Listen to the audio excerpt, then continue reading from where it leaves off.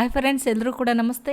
ಇವತ್ತಿನ ವಿಡಿಯೋದಲ್ಲಿ ನಾವು ಏನು second P U C result ಈಗಾಗಲೇ ನಮಗೆ 9ನೇ ತಾರೀಕು ಬಂದಿದೆ. ಎಲ್ಲ ಮಕ್ಕಳಿಗೂ ಕೂಡ ಶುಭಾಶಯಗಳನ್ನು ತಿಳಿಸ್ತಾ ಈ ವಿಡಿಯೋದಲ್ಲಿ ಯಾರೆಲ್ಲ ಎಕ್ಸಾಮ್ 2ನ ಕಂಡಕ್ಟ್ ಮಾಡಬೇಕು ಅಥವಾ ಎಕ್ಸಾಮ್ 2ಗೆ ಅಪ್ಲೈ ಮಾಡಬೇಕು ಅಂದ್ಕೊಂಡಿರ ಅವರಿಗೆ ಯಾವ ರೀತಿ ಅಪ್ಲೈ ಮಾಡೋದು ಅಥವಾ ಎಲ್ಲೋಗಿ ಲಿಂಕ್ಗಳನ್ನು ಕ್ಲಿಕ್ ಮಾಡಿ ನಾವು ಅಪ್ಲೈ ಮಾಡೋದು ಅಂತ ಇವತ್ತಿನ ವಿಡಿಯೋದಲ್ಲಿ ಸಂಪೂರ್ಣವಾಗಿ ತಿಳಿದುಕೊಳ್ಳೋಣ.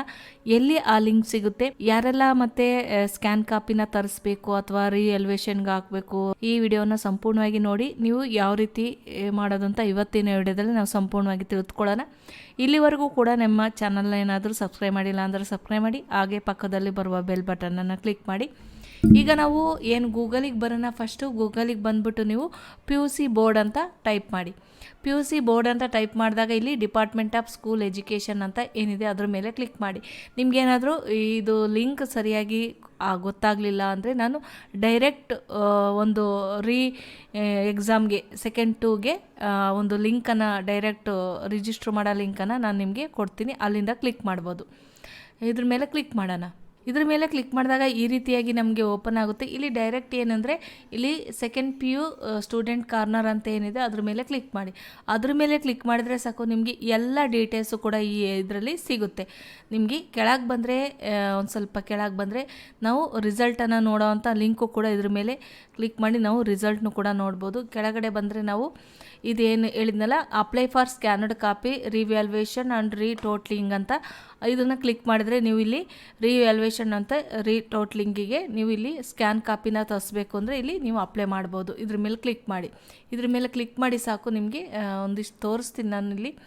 ಇದ್ರ ಮೇಲೆ ಕ್ಲಿಕ್ ಮಾಡಿದಾಗ ಇಲ್ಲಿ ಕೆಳಗಡೆ ಏನಿದೆ ಇಲ್ಲಿ ಬರೋಣ. ಇಲ್ಲಿ ಆನ್ಲೈನ್ ಅಪ್ಲಿಕೇಶನ್ ಅಂತ ಏನಿದೆ ಅದ್ರ ಮೇಲೆ ಕ್ಲಿಕ್ ಮಾಡಿ. ನೀವೇನಾದರೂ ರಿಯಲ್ವೇಷನ್ ಸ್ಕ್ಯಾನರ್ಡ್ ಕಾಪಿ ಈ ಥರ ತರಿಸ್ತೀನಿ ಅಂದರೆ ಇಲ್ಲಿ ಇನ್ನು ಮರು ಮೌಲ್ಯಮಾಪನಕ್ಕಿನ್ನು ರಿವ್ಯಾಲ್ಯೂಯೇಷನ್ಗಿನ್ನು 13ನೇ ತಾರೀಕಿಂದ ಇರೋದು. ಮರು ಎಣಿಕೆ ಅಂದರೆ ರೀಟೋಟ್ಲಿಂಗು ಕೂಡ 13ನೇ ತಾರೀಕು ನೀವು ನೋಡ್ಬೋದು. ಇದ್ರ ಮೇಲೆ ಕ್ಲಿಕ್ ಮಾಡಿದರೆ ನೋಡಿ, ಸ್ಟಾರ್ಟಿಂಗ್ ಡೇಟ್ 13/4/2026, 19/4/2026 ಅಂತ ಇರುತ್ತೆ. ಇಲ್ಲಿ ನೀವು ನೋಡ್ಬೋದು. ಇಲ್ಲಿ ನಾವು ಕ್ಲಿಕ್ ಇಯರ್ ಸಲ್ಲಿಸು ಮೇಲೆ ಕ್ಲಿಕ್ ಮಾಡಿದ್ರೆ ಇಲ್ಲಿ ಮತ್ತೆ ನಾವು ಮರು ಎಣಿಕೆ ಅಂದರೆ ರೀಟೋಟ್ಲಿಂಗಿಗೆ ನೋಡೋದಾದರೆ ಅದನ್ನು ಕೂಡ 13ನೇ ತಾರೀಕಿಂದ 19ನೇ ತಾರೀಕುವರೆಗೂ ಇರುತ್ತೆ. ನೀವೇನಾದರೂ ಈಗ ಸ್ಕ್ಯಾನರ್ಡ್ ಕಾಪಿಗೆ ಮಾತ್ರ ಓಪನ್ ಇದೆ, ಸ್ಕ್ಯಾನರ್ಡ್ ಕಾಪಿಗೆ ನೀವು ಅಪ್ಲೈ ಮಾಡ್ಬೋದು. ಇಲ್ಲಿ ಎಲ್ಲ ಡೀಟೇಲ್ಸ್ನ ಕೂಡ ಹಾಕೋದ್ರ ಮುಖಾಂತರ.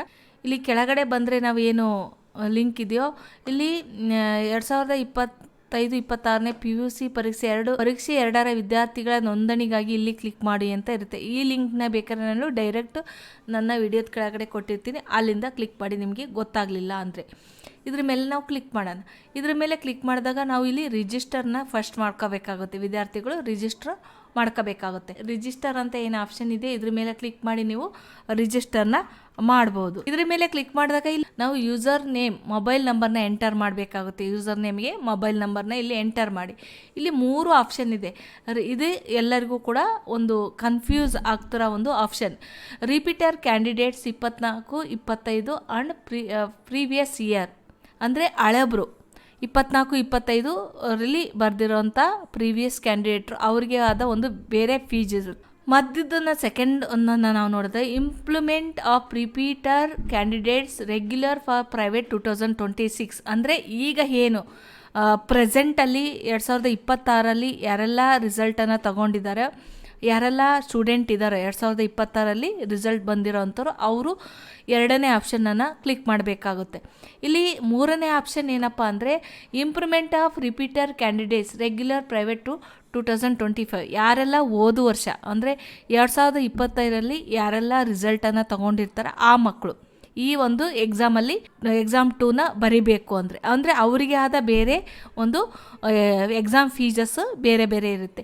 ನಾವು ಈ ವರ್ಷ 2026ರಲ್ಲಿ ಯಾರೆಲ್ಲ ಮಕ್ಕಳು ರಿಸಲ್ಟನ್ನು ತಗೊಂಡಿದ್ದಾರೆ ಅದಕ್ಕೆ ನಾವು 2ನೇ ಆಪ್ಷನನ್ನು ಕ್ಲಿಕ್ ಮಾಡಿದರೆ ಅವರ ಒಂದು ರಿಜಿಸ್ಟ್ರೇಷನ್ ನಂಬರ್ ಅಂದರೆ ಅವರ ಒಂದು ಎಕ್ಸಾಮ್ ರಿಜಿಸ್ಟರ್ ನಂಬರ್ ಏನಿರುತ್ತೆ ಅದನ್ನು ಎಂಟರ್ ಮಾಡಿ ಅವರ ಎಕ್ಸಾಮ್ ಇಯರ್ 2026ನ ತಗೋಬೇಕಾಗುತ್ತೆ. ಇಲ್ಲಿ ಮಾರ್ಚ್ ಬರುತ್ತೆ. ಈ ವರ್ಷ ನಾವು ಬರ್ದಿರೋ ಅಂಥ ಮಕ್ಕಳಿಗೆ ಇಲ್ಲಿ ಒಂದು 8 ಡಿಜಿಟ್ 8 ನಂಬರ್ಗಿನ ಹೆಚ್ಚಿಗೆ ಇರಬಾರ್ದು, 8 ನಂಬರ್ ಅಷ್ಟೇ ಇರಬೇಕು. ಆ ಥರದ ಒಂದು ಪಾಸ್ವರ್ಡನ್ನ ಕ್ರಿಯೇಟ್ ಮಾಡ್ಕೊಳ್ಳಿ. ಗೆಟ್ OTP ತಗೊಳ್ಳಿ. OTPನ ಸಬ್ಮಿಟ್ ಮಾಡಿ ರಿಜಿಸ್ಟ್ರೇಷನ್ ಸಕ್ಸಸ್ಫುಲಿ ಅಂತ ಬರುತ್ತೆ. ರಿಜಿಸ್ಟರ್ ಮೇಲೆ ಕ್ಲಿಕ್ ಮಾಡಿದಾಗ ಸಕ್ಸಸ್ಫುಲಿ ರಿಜಿಸ್ಟರ್ಡ್ ಅಂತ ಬರುತ್ತೆ. ಓಕೆ ಮೇಲೆ ಕ್ಲಿಕ್ ಮಾಡಿ. ನಾವಿವಾಗ ರಿಜಿಸ್ಟರ್ ಆದಮೇಲೆ ಲಾಗಿನ್ ಪ್ರೊಸೆಸ್ಸಿಗೆ ಬರಬೇಕಾಗುತ್ತೆ. ಇಲ್ಲಿ ಲಾಗಿನ್ ಮೇಲೆ ಕ್ಲಿಕ್ ಮಾಡಿ ಈ ರೀತಿ ನಾವು ರಿಜಿಸ್ಟರ್ ಮಾಡಿರೋಂಥ ಒಂದು ಮೊಬೈಲ್ ನಂಬರ್ನ ಎಂಟರ್ ಮಾಡಬೇಕು. ಮತ್ತು ಗೆಟ್ OTP ಕಳಿಸ್ಬಿಟ್ಟು OTPನ ಎಂಟರ್ ಮಾಡಬೇಕಾಗುತ್ತೆ.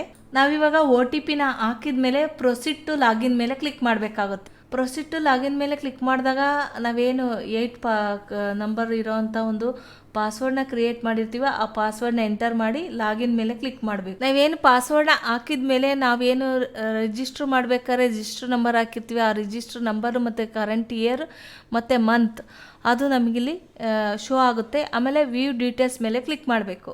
ವ್ಯೂ ಡೀಟೇಲ್ಸ್ ಮೇಲೆ ಕ್ಲಿಕ್ ಮಾಡಿದಾಗ ಅವರ ಒಂದು ಸಬ್ಜೆಕ್ಟ್ ವೈಸ್ ಎಲ್ಲ ಡೀಟೇಲ್ಸ್ ಕೂಡ ಇಲ್ಲಿ ಓಪನ್ ಆಗುತ್ತೆ. ಇಲ್ಲಿ ಯಾವ ಸಬ್ಜೆಕ್ಟಿಗೆ ನೀವು ಎಕ್ಸಾಮ್ನ ತಗೋಬೇಕು ಅಂದ್ಕೊಂಡಿರೋ ಆ ಸಬ್ಜೆಕ್ಟ್ ಮೇಲೆ ಇಲ್ಲಿ ಪಕ್ಕದಲ್ಲಿ ಏನು ಕ್ಲಿಕ್ ಇದೆಯೋ ಅದ್ರ ಮೇಲೆ ನೀವು ಕ್ಲಿಕ್ ಮಾಡಬೇಕಾಗುತ್ತೆ. ಇಲ್ಲ ಟೋಟಲಿ ಎಲ್ಲ ಸಬ್ಜೆಕ್ಟು ಅಂದರೆ ಎಲ್ಲ ಸಬ್ಜೆಕ್ಟ್ ಮೇಲೂ ನೀವು ಕ್ಲಿಕ್ ಮಾಡಬೇಕಾಗುತ್ತೆ. ಪರ್ಟಿಕ್ಯುಲರ್ ಆಗಿ ಇಂಥ ಸಬ್ಜೆಕ್ಟ್ನ ನಾವು ಬರಿತೀವಿ ಅನ್ನೋದಾದರೆ ಯಾವ ಸಬ್ಜೆಕ್ಟು ಅಂತ ಇರುತ್ತೆ ಆ ಸಬ್ಜೆಕ್ಟ್ ಮೇಲೆ ನೀವು ಕ್ಲಿಕ್ ಮಾಡಿ ಅದನ್ನು ಸೆಲೆಕ್ಟ್ ಮಾಡಿ. ನಾವು ಎಷ್ಟು ಸಬ್ಜೆಕ್ಟನ್ನು ಸೆಲೆಕ್ಟ್ ಮಾಡ್ತೀವಿ ಅಷ್ಟು ಫೀಸ್ ಇಲ್ಲಿ ಟೋಟಲಿ ಫೀಸನ್ನು ತೋರಿಸ್ತಾ ಇರುತ್ತೆ.